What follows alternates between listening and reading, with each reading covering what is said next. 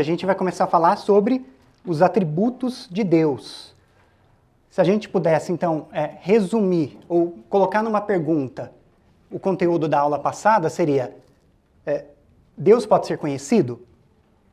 Hoje, a gente poderia resumir essa pergunta em Deus pode ser definido? Podemos definir Deus? Em parte, sim. Não de forma completa, porque Deus não se revelou em sua totalidade para nós, mas Ele se revelou de tal forma que nós pudéssemos o conhecer o suficiente para confiar nele, para crer nele, para se relacionar com ele. Bom, então, teontologia, vamos ver os atributos de Deus, que também são chamados de as perfeições de Deus, ou seja, o que é um atributo? Como que a gente pode definir isso? Seria uma qualidade, né? Uma característica, né? E os atributos, eles não são partes que compõem a Deus. Por exemplo, quem pode citar uma característica de Deus? Fiel. Deus é fiel. O que mais? Poderoso. Poderoso. Eterno. Eterno, ok. Então, essas características, esses atributos de Deus, eles não são partes que compõem a Deus, como se a gente estivesse pegando todas essas coisas, juntasse, opa, agora Deus é um pouquinho disso tudo. Não. Elas são... o próprio ser divino é dotado... Eles não são partes, mas são descrições a respeito da própria natureza de Deus. Era isso que eu estava tentando dizer. E falando então entrando mais nessa questão dos atributos, né? Como é essa natureza de Deus. A gente costuma dividi-los em dois tipos, que a gente chama de atributos incomunicáveis e atributos comunicáveis. Qual que é a diferença entre eles? Bom, os atributos incomunicáveis são aqueles que são exclusivos de Deus, que pertencem somente a Ele, que Ele não compartilha com nenhum da sua criação, seus seres, nem com humanos, nem com anjos. Por exemplo, qual uma característica, uma qualidade de Deus que só pertence a Ele? Onisciência, onipresença, ok. Por outro lado, então, os atributos comunicáveis de Deus são aqueles, então, que Ele compartilha com o ser humano, mas num nível limitado, né? Eles são compartilhados de forma parcial, porque Deus é infinito, nós somos finitos, não é possível colocar todas as características de Deus em sua plenitude dentro de nós. Então, por exemplo, quando Gênesis afirma, lá no comecinho da narrativa da criação, que Deus criou o homem à sua imagem e semelhança, o que ele está afirmando é que o ser humano se parece com Deus, em certa medida, porque Deus imprimiu no ser humano algumas das suas próprias características. Ok? Então, agora a gente vai começar a ver alguns desses atributos, tá? Uma coisa importante também sobre os atributos, né? Vocês acham, pensando então em todas as características de Deus, que a gente pode conhecer dele a partir daquilo que ele revela, a partir daquilo que a Bíblia diz a respeito dele, vocês acham que há atributo que seja mais importante do que algum outro? Não? Vamos ver isso com mais calma aqui. O atributo do amor. É um atributo comunicável ou incomunicável? Comunicável, né? Deus compartilhou conosco essa característica. Nós podemos amar, mas a gente consegue amar de forma perfeita como Deus ama? Não. Ok. Texto base, né? Para fundamentar essa afirmação. Quem pode ler? Quem não ama não conhece a Deus, porque Deus é amor. Deus é amor. 1 João 4:8. E aí embaixo tem uma série de outras referências bíblicas que expressam essa mesma ideia. Um detalhe importante. Deus é amor. Deus não é o amor. Isso faz diferença. Se a gente falasse que Deus é o amor, seria equivalente a dizer que o amor também é Deus. Mas Deus não é o amor e nem o amor é Deus. Isso seria uma visão meio panteísta, né, em que Deus está expresso na natureza. Não, Deus é totalmente separado da criação. O que a gente quer dizer com isso é que a essência de Deus é amor. E como que a gente entende o amor? O que é amor? Como que a gente pode entender, então, esse atributo, né? Quando os autores do Novo Testamento falam de amor a respeito de Deus, eles usam um termo do grego que é o amor ágape.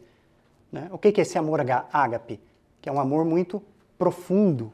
Né? E tem dois aspectos a respeito do amor. Por um lado, ele demonstra cuidado, zelo, carinho, afeto, preocupação, abnegação. Né? O que é abnegação? Uma renúncia, né? Em prol do próximo. Por outro lado, o amor ele também tem um outro aspecto, que muitas vezes a gente se esquece, que é o aspecto da correção, é o aspecto da disciplina. Isso porque o amor ele visa sempre o bem maior. E esse bem maior, necessariamente, não vai ser o bem-estar imediato da pessoa que está sendo amada. Faz sentido? Ok.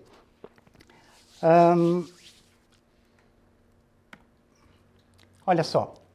E como é que o amor, então, ele é expressado? A gente tem aqui uma lista, tem 4 outros atributos também, que eles estão intimamente relacionados ao atributo do amor. Por exemplo, bondade. Deus é bom. O que é bondade? Preocupação benevolente com suas criaturas. Nesse versículo de Atos 14, 17, ele diz o seguinte: contudo, não ficou sem testemunho. Né? Deus mostrou sua bondade, dando-lhes chuva no céu e colheita no tempo certo, concedendo-lhes sustento com fartura e enchendo de alegria os seus corações. O que o autor está querendo dizer? Que as boas dádivas que Deus derrama sobre a humanidade, independente das pessoas crerem nele ou não, são manifestações da sua bondade. Deus é bom, independente de como nós reagimos a ele. Misericórdia, uma demonstração de piedade e compaixão. Deus é misericordioso. A gente vê isso ao longo de toda a Bíblia. Quantas vezes Deus não segurou a sua justiça quando houve arrependimento? O caso dos ninivitas, por exemplo. Ele envia Jonas para pregar, os ninivitas eram um povo muito mau, que tratavam com crueldade os povos que eles conquistavam. Mas o povo se arrependeu e Deus usou de misericórdia, os perdoou, não derramou a sua justiça ali. Outro, longanimidade, controle diante das provocações. Esse texto de 1 Pedro 3,20 é um texto que Pedro está falando sobre o dilúvio, como Deus foi paciente, né, durante todo o período de construção da arca, que pelos cálculos que a gente faz dá cerca de 100 anos. As pessoas continuavam em rebelião contra ele, praticando maldade, praticando corrupção na terra, e Deus ali sendo longânimo, ele dá paciência, ele dá tempo para que o pecador se arrependa. E graça, favor imerecido demonstrado ao homem. Né? Quando que Deus demonstrou graça para conosco? Com Jesus. Né? Ele providenciou a justiça. Agora, ainda sobre o amor. Considerando o que a gente falou, então, que o amor tem 2 aspectos, né? Afeição e correção. Que tipo de... Como que a má compreensão do atributo do amor pode nos incorrer em algum tipo de erro? Deixa eu ser mais específico, então. Peraí. Existe uma heresia muito conhecida, infelizmente muito presente em algumas igrejas, que ela é fruto de uma compreensão equivocada ou distorcida do atributo do amor. Deus castiga? Não. Chama universalismo. Já ouviram falar? Que Deus ama todo mundo. O que ela defende é o seguinte, que pelo fato de Deus ser amor, no final das contas, no final da história, né, quando Deus encerrar a história, né, passar a régua aí, ele vai acabar salvando todo mundo, porque seria incongruente que um Deus de amor enviasse seus filhos para a perdição. O que vocês acham? E quando Deus ele envia, ou quando Deus aplica a pena ao culpado, ele deixa de ser amor? É amor e justiça. A santidade de Deus, ela exige que o pecador ele seja punido, né? Mas Deus providenciou uma forma para que os pecadores pudessem se tornar justos e santos, né? E se a gente fosse falar sobre textos bíblicos que falam sobre condenação, vocês se lembram de algum? O que ele diz? Sobre condenação para aqueles que rejeitarem a Deus. Romanos, aproveita que você está em Romanos e já puxa alguns aí. Todos pecaram e carecem da glória de Deus. Sim. Falando especificamente sobre condenação. Bom, Jesus falou muito sobre isso, né? Talvez Jesus tenha sido a pessoa que mais falou sobre a realidade do inferno, né? Por exemplo, O salário do pecado. Mateus 25, né? 41. Aquele discurso depois do sermão escatológico, né? Quando ele vai separar os bodes das ovelhas. Então ele dirá aos que estiverem à sua esquerda: malditos, apartem-se de mim para o fogo eterno, preparado para o diabo e os seus anjos. Né? Paulo, em 2 Tessalonicenses, eles sofrerão a pena de destruição eterna, a separação da presença do Senhor e da majestade. Tem também no Antigo Testamento, Daniel 12, multidões que dormem no pó da terra acordarão, uns para a vida eterna, outros para a vergonha e desprezo eterno. Quer dizer, a Bíblia, ela assenta muito bem as bases, né? E explicando com detalhes a realidade daqueles que rejeitarem esse amor de Deus. Mas muito bem, vamos avançar aqui. Aceidade, outro atributo. Primeiro, o que é aceidade? Aceidade diz respeito ao fato de Deus ser autoexistente e autossuficiente. Lembra quando a gente falou lá na aula passada sobre a revelação de Deus, né? Que Deus é separado da criação, Ele que trouxe à existência tudo, mas que Ele mesmo é a causa não causada? É isso, Ele é autoexistente. Com base nisso, a gente pode dizer que é um atributo comunicável ou incomunicável? Incomunicável, né? Nós não somos autoexistentes, a nossa existência depende de Deus. Então, aceidade significa então que ele é autoexistente, o que quer dizer que ele não necessita de nada, nem de ninguém, para continuar existindo, para ser quem ele é, e ele não depende de ninguém fora de si mesmo. Ele se basta a si mesmo. Essa é uma definição que nosso material de estudo traz sobre a aceidade. A aceidade de Deus, também chamada de sua independência, é aquela virtude de Deus de acordo com a qual ele existe de e por si mesmo, sendo o fundamento e fonte eterna de seu ser em si mesmo, não sendo causado ou dependente de nenhum ser fora de si, e sendo, portanto, o ser absoluto e puro, que é também perfeitamente autossuficiente e que não precisa de nenhum ser fora de si. Parece uma grande redundância, mas está tratando de 3 pontos aqui: independência, autoexistência e autossuficiência. Por exemplo, Êxodo 3,14, aquele texto quando Deus fala com Moisés a partir da sarça. Quem pode ler? Disse Deus a Moisés: eu sou o que sou. É isto que você dirá aos israelitas: eu sou, me enviou a você. É assim que Deus se apresenta para Moisés. Eu sou, ou seja, eu existo. Depois, quando a gente chegar no tema dos nomes de Deus, a gente vai ver isso com detalhes, mas a raiz aí desse eu sou remete àquele que existe. João 5,26. Quem pode ler? Pois assim como o Pai tem vida em si mesmo, assim também deu ao Filho ter vida em si mesmo. Ou seja, tem vida em si mesmo, uma referência à sua autossuficiência. E Apocalipse 4:11, quem pode ler? Digno é, Senhor, nosso Deus e Deus nosso, de receber a glória e a honra e o poder, porque tu criaste todas as coisas e por tua vontade existiram e foram criadas. O destaque aqui é porque tu criaste todas as coisas, ressaltando a independência de Deus. Agora uma questão.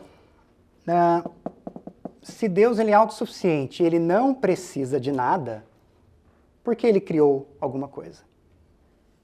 Por que ele criou o mundo? Por que ele criou o homem? Será que a gente consegue encontrar alguma referência, alguma resposta? O que a Bíblia diz a respeito disso? A resposta básica é que ele fez isso, tudo para a glória dele. É isso mesmo. Isaías 43, 6 e 7. O versículo 7. Tudo que é chamado pelo meu nome, né, ele está continuando uma ideia do versículo anterior, a quem criei para a minha glória, a quem formei e fiz. E quando a gente pensa sobre isso, né, como é que você reage? Você já parou para pensar nisso? Tipo, Deus criou tudo para a sua própria glória?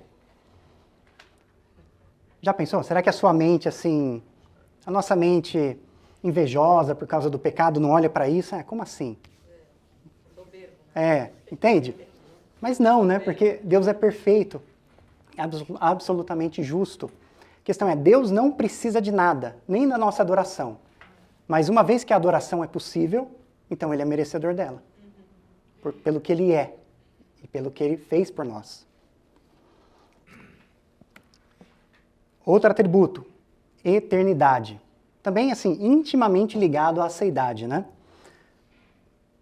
Incomunicável, certo? Quem pode ler Salmo 92? Antes de nascerem os montes e de criares a terra e o mundo, de eternidade a eternidade, tu és Deus. De eternidade a eternidade. O que significa ser eterno? Não tem começo nem fim. Não tem princípio nem fim, né? É claro que essa é uma descrição da eternidade a partir do nosso ponto de vista, né? A gente vive numa realidade temporal, sequencial, né? A gente tem as coisas no passado, presente e futuro, mas Deus está fora dessa dimensão, né? Ele vive num eterno presente indivisível, né? A gente não consegue nem encontrar palavras adequadas para descrever essa realidade onde Deus se encontra, mas a ideia é essa. Bom, então ele não é limitado pelo tempo, porque ele mesmo criou o tempo, está fora do tempo. E uma pergunta para a gente refletir: se Deus não fosse eterno, quais seriam as implicações para a gente? Haveria esperança? Por quê? Porque a nossa esperança está na própria eternidade dele, para que nós sejamos com ele. Se ele não é eterno, A gente também não é. a gente acredita numa coisa que não é real. Né? E todas as promessas que ele fez. O que garante o cumprimento dessas promessas, o que dá estabilidade a todas elas, é o fato de Deus ser eterno, dele ser autossuficiente e ele existir para sempre. Imutabilidade. Significa que Deus não muda. Tá. É um atributo comunicável ou incomunicável? Incomunicável, porque a gente muda, não muda? Opa! Às vezes no mesmo dia, né? Bom, o que significa a imutabilidade? Que Deus não muda, mas isso não quer dizer que ele está imóvel ou que ele está inativo. A ideia é que ele não se altera, ele não se desenvolve, ele não evolui. Deus não é um Deus melhor hoje do que era na época de Jesus, né? Porque passaram 2000 anos, ele aprendeu, né, mais coisas. Não, isso não acontece. Está mais maduro. Está mais maduro, não. Quem pode ler esse versículo? De fato, eu, Senhor, não mudo. Né? A gente também tem um texto muito conhecido de Hebreus, né? Falando a respeito de Jesus, a segunda pessoa da Trindade. Jesus Cristo é o mesmo ontem, hoje e sempre. Não é? Ok, então se Deus não muda, como que a gente pode entender ou explicar esse versículo aqui? Gênesis 6:6. Então o Senhor arrependeu-se de ter feito o homem sobre a terra, e isso cortou-lhe o coração.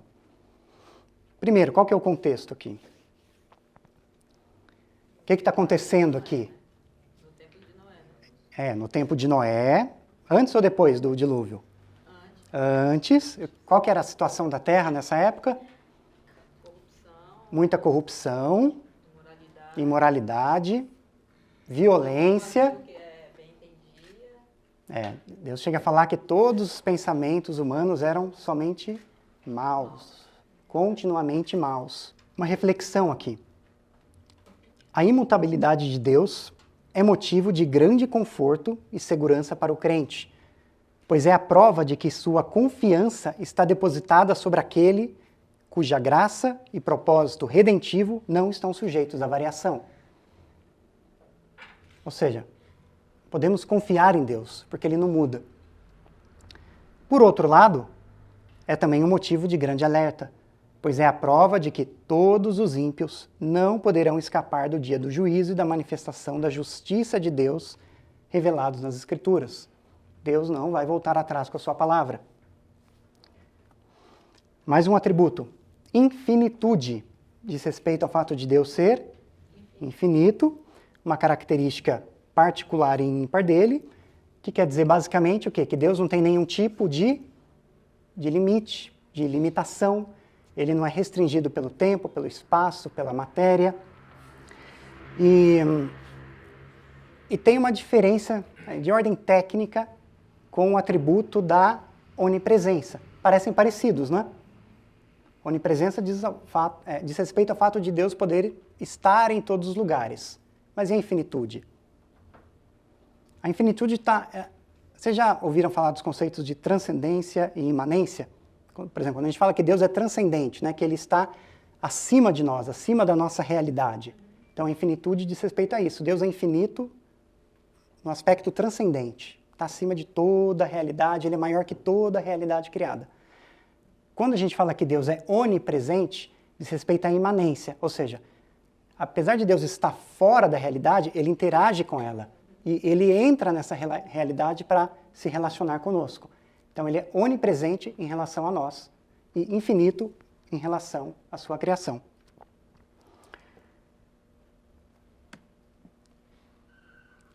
Primeira Reis 8, 27. Quem pode ler?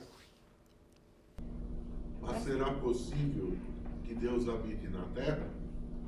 Os céus mesmo os mais altos céus podem conter-te, muito menos esse templo que construí.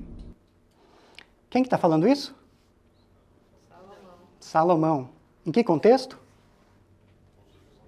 Isso, o dia da inauguração do templo, né? E ele está falando a respeito da infinitude de Deus. Ele está construindo um templo onde eles iriam adorar, mas ele mesmo reconhece que Deus não fica circunscrito àquele templo, porque Deus é Deus. Né? Deus não cabe ali, não cabe em lugar nenhum da nossa realidade. Justiça. Deus é justo. É um atributo comunicável ou incomunicável? Comunicável? Alguém discorda?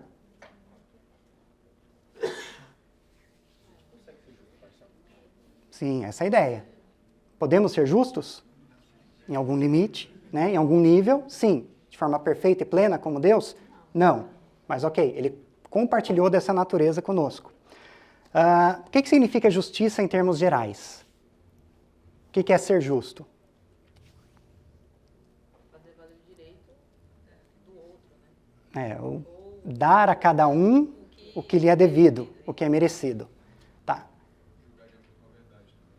Julgar de acordo com a verdade, relacionado à retidão, né? Deus é justo conosco? Mas por causa dos nossos méritos? Se Deus quisesse ser justo conosco, pelos nossos próprios méritos, eita, né? Não estaríamos aqui, né? Jeremias vai dizer que as misericórdias do Senhor são a causa de não sermos consumidos, não é? Isso porque a justiça de Deus, ela opera em conformidade, em harmonia com seus outros atributos. Com o amor, por exemplo. Se Deus operasse, se esses atributos tivessem níveis hierárquicos, por exemplo, a justiça operasse no nível acima do amor, talvez nós não estivéssemos aqui. Mas como Deus também é amor, Deus é santo, ele precisa aplicar a justiça, mas ele também é amor. Então ele providenciou uma forma para que essa justiça pudesse ser aplicada sem que ele deixasse de ser santo e ao mesmo tempo demonstrando amor. Então percebe que a essência divina, apesar da gente não compreender como ela opera de forma, em toda essa complexidade, mas ela se mostra muito harmônica entre si, né? Então, quando a gente diz que Deus é justo, o que a gente quer dizer? Primeiro, que ele é perfeito em sua retidão, que não há nenhum tipo de injustiça nele, que ele não opera, que ele não exerce a justiça de forma desigual, que ele não age com parcialidade, né? Deus não tem o seu filhinho favorito, né, que ele trata melhor, né, de forma parcial. Não, ele trata todos iguais. Deus é correto, seus juízos são sempre perfeitos e ele não viola nenhuma lei, nem mesmo a sua. Nem mesmo a sua lei. Liberdade. E esse atributo? Somos livres? Sim. Comunicável, então. Quem pode ler? Isaías 40, 13 e 14. Quem definiu limites para o Espírito do Senhor, ou instruiu como seu conselheiro? A quem o Senhor consultou que pudesse esclarecê-lo, que lhe ensinasse a julgar com justiça? Quem lhe ensinou o conhecimento, ou lhe aponta o caminho da sabedoria? Aqui Isaías está fazendo uma pergunta retórica, né? O que ele está perguntando? Quem que guiou Deus? Quem que aconselhou Deus? Quem que ensinou Deus? E a resposta é ninguém. Porque Deus é um ser livre. Ser livre significa que Deus é, vamos lá, independente da sua criação, que ele não precisa de nada, nem ninguém fora dele, para exercer os seus atos. Ou seja, ele não precisa pedir autorização, ele não precisa pedir autorização para um conselho, ele simplesmente pode decidir e fazer o que bem entender. Por causa disso, pelo fato de Deus ser livre, é muito interessante a gente lembrar que Deus não tem obrigação nenhuma para conosco, se ele fosse apenas livre. Mas existem outros atributos operando continuamente. Mas se Deus não tivesse providenciado um plano de salvação, Adão e Eva pecaram. Aí, pessoal, já era. E aí? Deus deixaria de ser justo? Não. Ele deixaria de ser amor? Também não. Porque ele é livre. Ele pode fazer o que bem entender. Mas ele usou do seu amor, da sua graça, da sua bondade, da sua misericórdia, da sua longanimidade para conosco, não é? Vamos correr aqui. Onipotência. A onipotência de Deus diz respeito ao fato de Deus ser todo-poderoso. Apocalipse 1, 8. Quem pode ler? Eu sou o Alfa. Eu sou o Alfa e o Ômega, diz o Senhor Deus, o que é, o que era e o que há de vir, o Todo-Poderoso. O Todo-Poderoso. Ok, então Deus é o Todo-Poderoso. Isso significa que ele pode o quê? Ele pode fazer tudo o que ele quiser? Tem alguma coisa que Deus queira fazer que ele não pode? Tem certeza? Ele pode deixar de existir?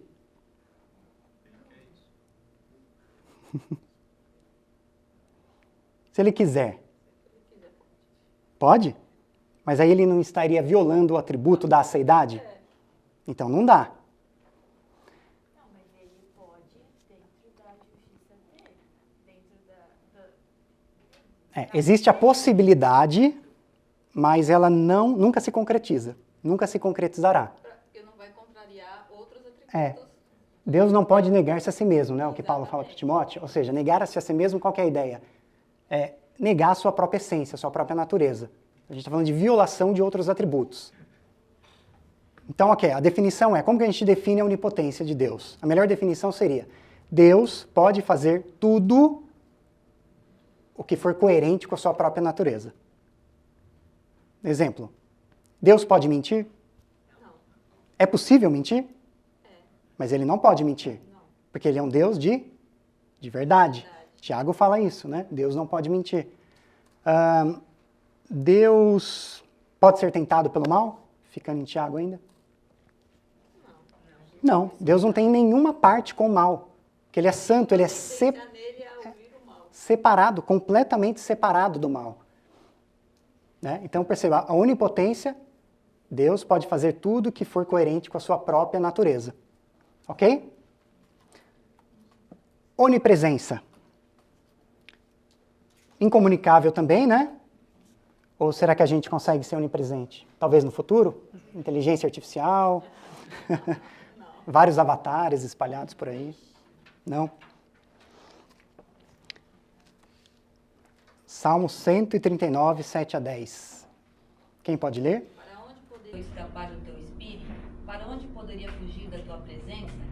Se eu subir aos céus, lá estás.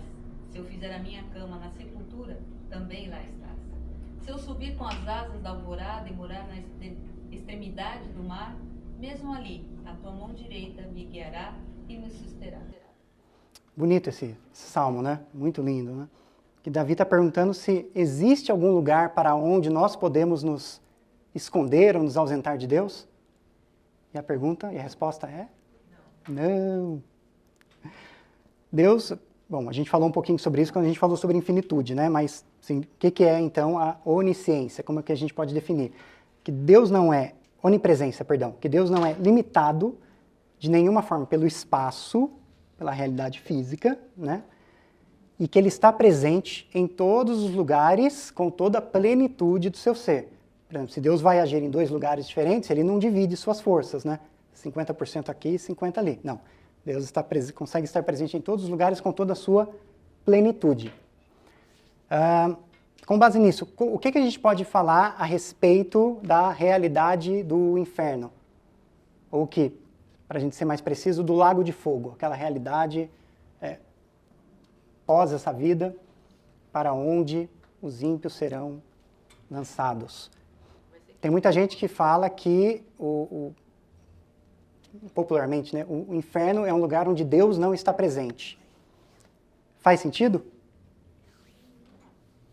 Por quê? Ele está presente em todos os lugares. No inferno, as pessoas vão estar ausentes, vão ser banidas da comunhão de Deus, né, do desfrute dessa comunhão, mas não da sua presença. Deus vai estar presente ali, aplicando a sua ira, a sua justiça. Onisciência. Onisciência diz respeito a Deus saber de todas as coisas. Mesmo salmo, um pouquinho mais para frente.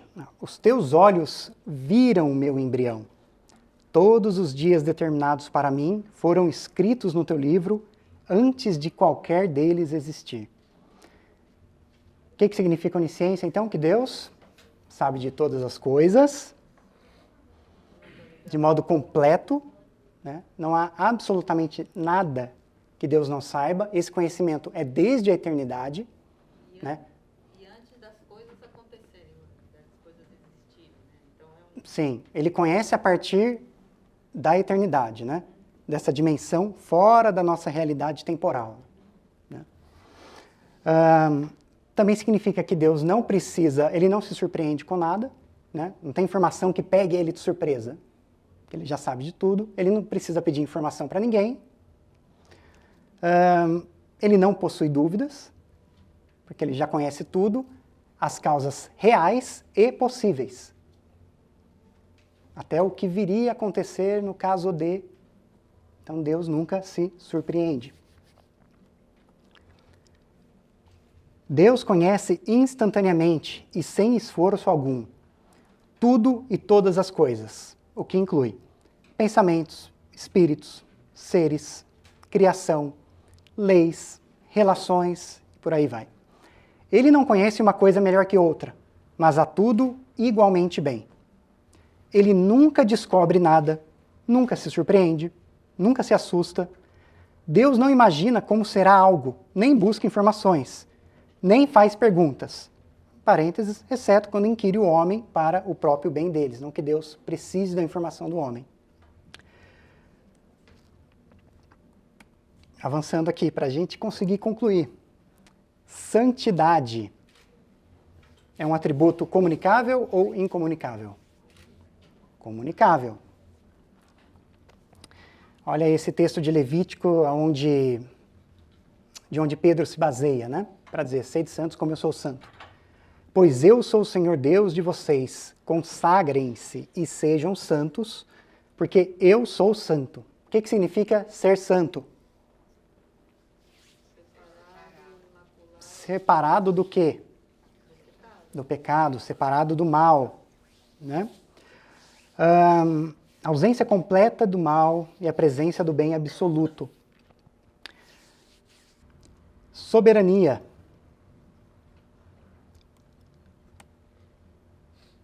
Quem pode ler esse texto? Pois o Senhor, o seu Deus, é o Deus dos deuses e o soberano dos soberanos, o grande Deus, poderoso e temível, que não age com parcialidade nem aceita suborno. Olha aí, tem até um atributo da justiça aí no meio, não é? O que significa ser soberano? Ou qual que é a diferença de soberania e de onipotência, por exemplo? A soberania, enquanto a onipotência está relacionada ao poder, a soberania está mais ligada à posição. Autoridade. Né? Dizer que Deus... O que é um soberano? Né? Como que a gente define um soberano aqui nos nossos termos? Um rei, né? Aquele que é o principal, que é o supremo, que está acima de todos.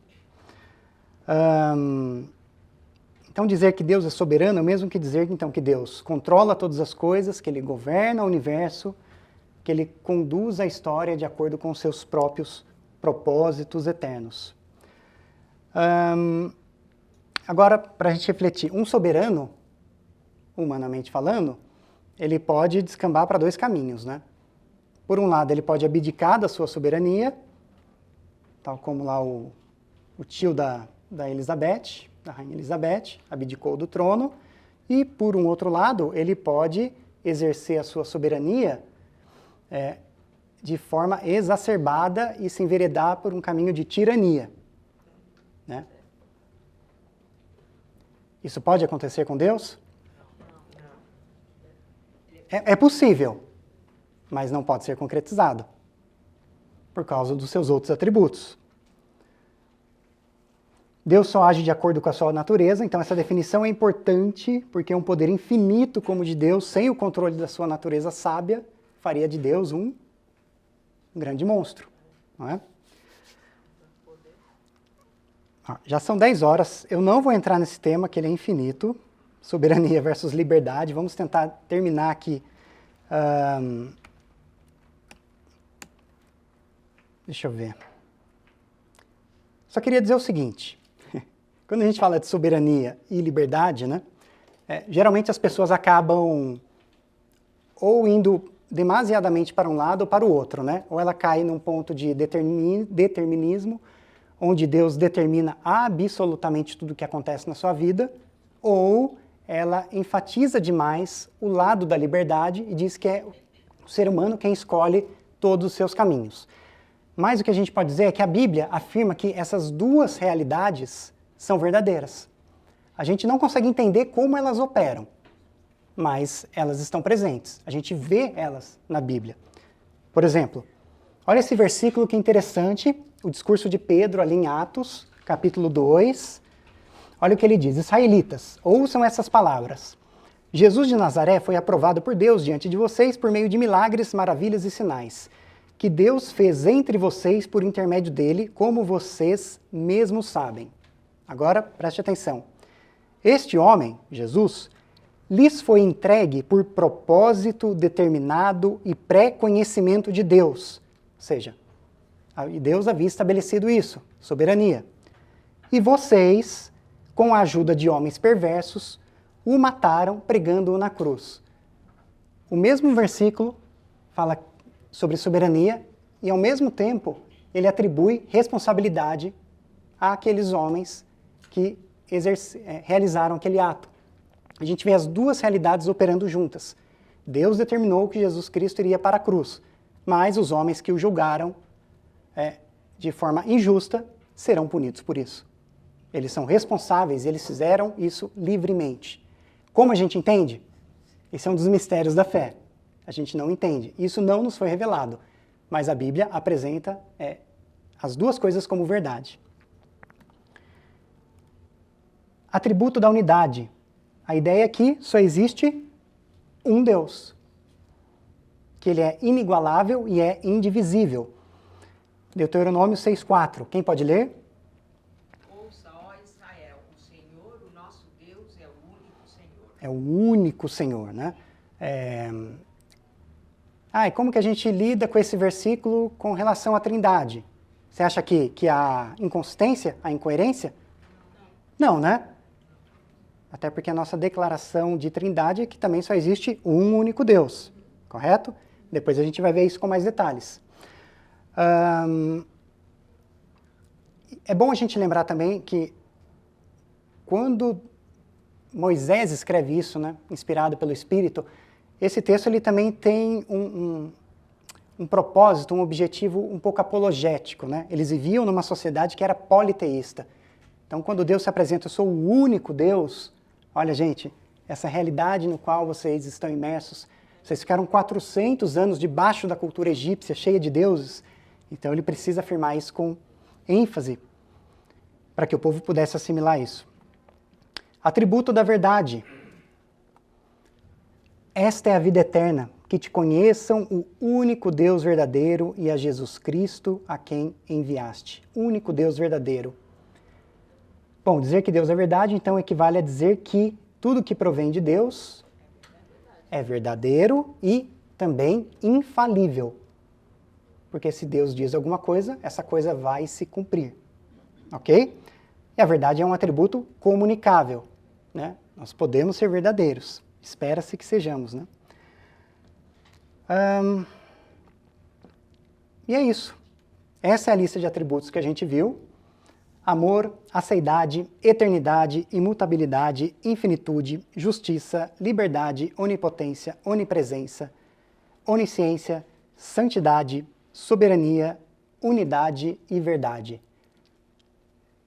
É assim que a gente consegue definir Deus a partir desses conceitos que ele expressa sobre si, mas que, novamente, não descrevem a totalidade do ser de Deus, mas que nos dão subsídios para compreendê-lo minimamente bem. Uma pergunta, Deus poderia ser diferente? Se ele quisesse.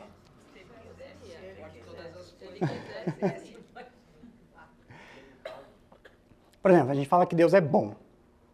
Ele decidiu ser bom? É a natureza dele. É um aspecto da sua natureza. Não é que ele, em algum momento lá atrás na eternidade, eu vou ser assim, e ele se define. Não. A própria natureza divina expressa esses atributos. Como é que os atributos de Deus nos levam à compreensão de que Deus é único?